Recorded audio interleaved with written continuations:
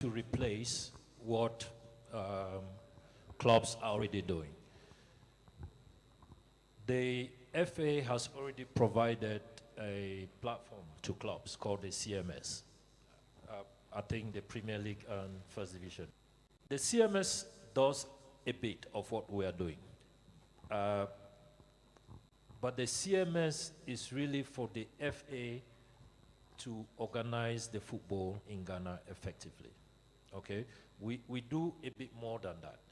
We also align with the CMS, which makes it easy for clubs to be able to, so rather than inputting your information directly on the CMS, you input it in SOCALOCA and upload to the CMS. So saves you double entry because it's the same structure. But that is not the only thing, because I think it's too simplistic to say it is to upload players or for players or clubs to upload videos of their games. SOCALOCA is about organizing the game. Yeah.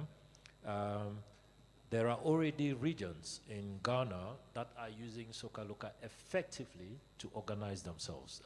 If you go onto the app, you will see information mostly from the eastern region that they've really, invested in the ecosystem, and very soon we are going to start seeing the benefits of that.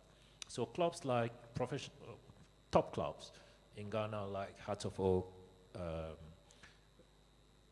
Kotoko,